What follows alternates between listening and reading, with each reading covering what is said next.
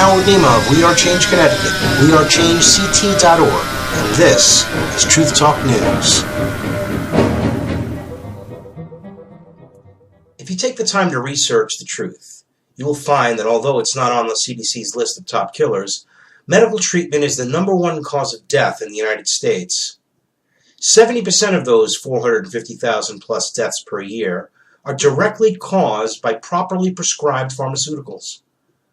Although this horrific fact is undeniable, it is nonetheless buried from public debate or scrutiny due to the enormously deep pockets of Big Pharma and their powerful lobbyists and executives, some of whom work for the FDA, CDC, and the AMA, not to mention the big insurance trust. But don't take my word for it. Do your own research. Find your own truth. There is only one truth. Seek and you'll find it. People have to be proactive and do their own due diligence. In the age of information, ignorance is a choice. So I insist that people do their own due diligence. You are giving your power away to an authority figure if you take everything they tell you for face value and run with it. You are making yourself available to be victimized by profiteering corporations because they have an ulterior motive, and that is profit. And you need to be aware of that. So if someone is prescribing you a drug, then as a patient and as a consumer, it is your responsibility to get online and do a little homework. And you don't just put the name of the drug into Google or another search engine. You put the name of the drug, and then behind that you put in side effects and controversy. And you will open the can of worms that needs to be opened, because where there is smoke, trust me, there is fire in the pharmaceutical industry, because they are very proactive about shutting people up and putting the lid on things that are not true. They are very prolific in suing people. So if you find lots of information out on the web where people are screaming to their top of their lungs, which many patients do get on the web these days and tell their stories, then do some more investigating and find out why are people screaming to the top of their lungs about this. And do not take the manufacturer's site for gospel, because the thing they need to worry about more than their doctors being bribed is their doctors being misinformed, because there is an ongoing dis and misinformation campaign taking place about pharmaceuticals.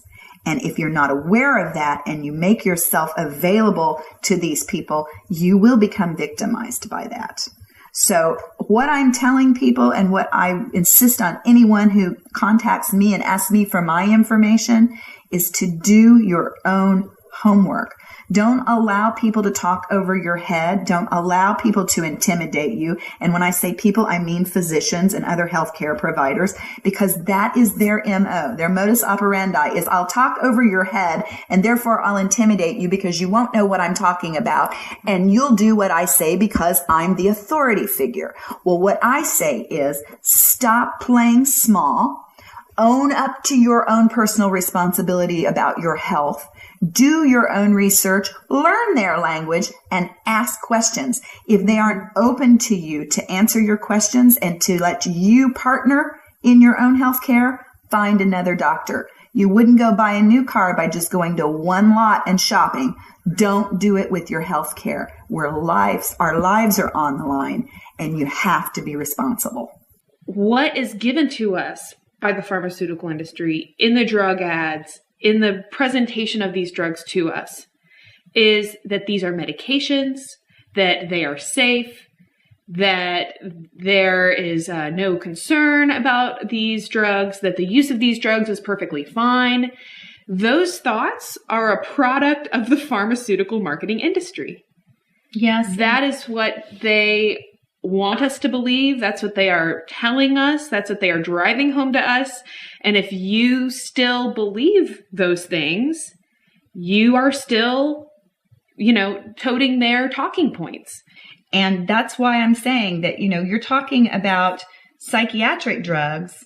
Psychiatric drugs are a whole different animal, because they're trying to make us believe that a psychiatric drug is just like someone who needs insulin, that this is something the body isn't producing, that you have a quote unquote brain chemical imbalance. Well, that was debunked ages ago by reputable psychopharmacologists. Do your homework. Right. They're still saying this because that is the mode of action of the drugs. So if it's the mechanism of action of the drug, then they say, well, this, increases serotonin. Therefore, people who are depressed don't have enough serotonin. But they're not telling you what benefit or what role serotonin plays throughout the entire body, what other body systems that serotonin affects besides just, your mood's stabilization. So you cannot take a drug and expect it to only affect one body system because every drug is a toxin. I have spent 35 years of my life working in an industry, the pharmaceutical industry, and they do nothing but annihilate the population of this world. And why do they do that? Because they want to make money, money, money, money, money. They don't care about your lives. They only care about their wallets. Now, whatever I tell you here today is not something that I dreamed about or observed somewhere. It's something that I have done myself. I have been just as criminal as they are. My hands are just as dirty as these people. Now, all of you sitting here, answer me a question. When you go to the doctor,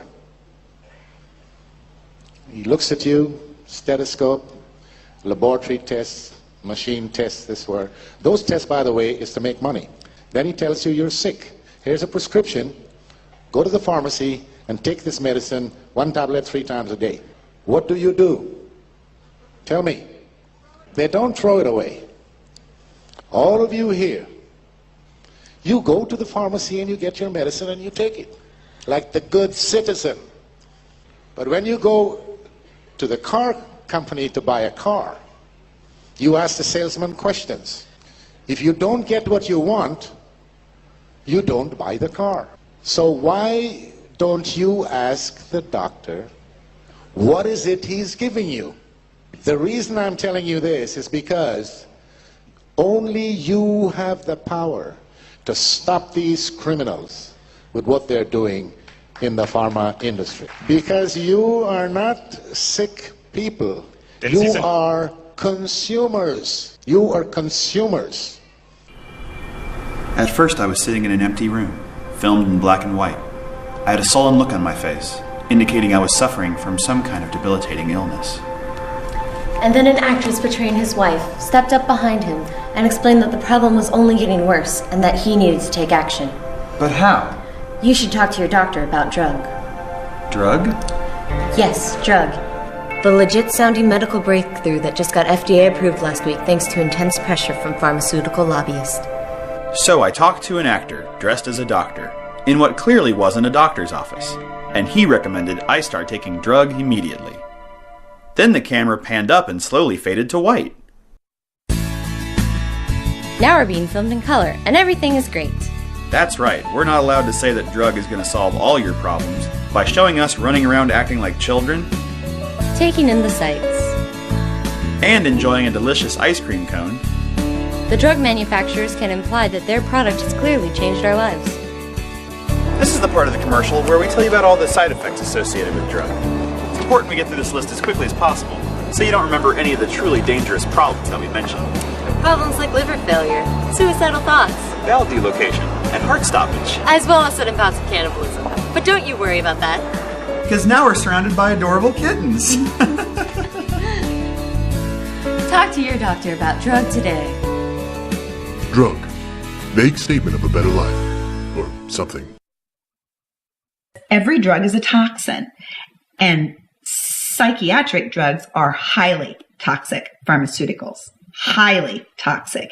You cannot take psychiatric drugs and not have adverse events for any length of time. I've never talked to a patient who told me they didn't have any adverse events except for one individual. And she said, I can't feel anything. I don't have any event. I don't have any adverse reactions. Well, duh. If you can't feel anything, that's an adverse reaction. Right. They're not designed to make you not feel anything, but you wouldn't believe how many people feel clinically dead on these drugs. When we're talking about our children, and I think that you brought this point up, it really is a question because children don't have any choice here, right? This is the parent giving them the drug, or if they're in the foster care system, perhaps that system is... They're the perfect expansion market, Karina. I just want to interrupt you and say that. They're the perfect expansion market for the industry because these are the most compliant patients on the planet. And the reason being, their parents tell them to take the drugs, their teachers tell them to take the drugs, their caretakers tell them to take the drugs. That means a refilled prescription every single month. That means a compliant patient population that adds more money to the till down the road. That's what pharma wants. They will also try to get your elderly patients in the same manner that are in nursing homes. Why? Because someone comes around every day and gives them their drugs.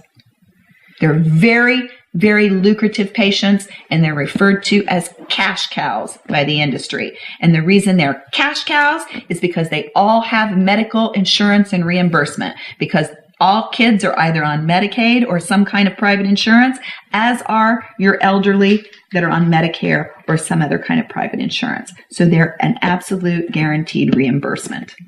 Parents have been convinced that many of the normal behaviors are somehow pathological and that it's imperative for children to be drugged when they have mood swings. I mean, who's ever had a child that didn't, I mean, we used to call them terrible twos, but now, you know, they're oppositionally defiant, or they are ADHD, or they have autism spectrum, or some other thing that they're given, you know, a mental illness diagnosis so that they can be drugged. So I think it's really the onus of society as a whole that we are pigeonholing the potential of children. We are pigeonholing the behaviors of children. And quite frankly, it's an attack against our children. It's an attack against childhood because we want them to behave like little adults now. We want them to be, you know, well-mannered in oversized classrooms that are hot and stuffy where they're teaching non-creative curriculums where we have to just memorize and repeat and parrot everything that we're told. I mean, a child's meant to be outside playing, meant to be creating things, meant to be developing. And if they can't do that, they're going to develop maladaptive behaviors. And yes, I do put a lot of the onus on parents because it's a lot easier. It's a lot easier to just take a prescription to a pharmacy and fill it and drug your child. And I've had people get really, really angry at me when I advocate for children on the, you know, and get in their face about it because they say, well, you know, they're disrupting school and everyone else in the class has a right to learn and blah, blah, blah. And I'm like, well, that's fine. Then let's just wrap a rope around them and gag them and put them there in the chair where they can't run around the room and they can't talk to anybody. And of course they look at me like I've lost my mind because you certainly wouldn't do that to a child, but they'll do the same damn thing with chemicals. Right. And they don't care if they're brain damaged. If it comes to, you know, they're going to get kicked out of school and I'm going to have to homeschool, or they're not going to be allowed in the daycare center and I'm going to have to stay home and take care of them, then it's a judgment call. It's your responsibility. It's your responsibility as a parent to determine whether or not that child's life and that child's future is worth you keeping that job you have, or worth you not taking, you know, the time and the effort to go and find another alternative for these kids. We're being bullied into doing things to our children that are against the common sense of parents.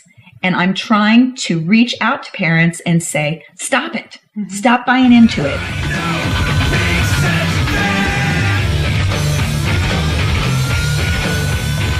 Don't be sheeple, people. Be the change you wish to see in the world. go to wearechangect.org. I'm Howard Nema.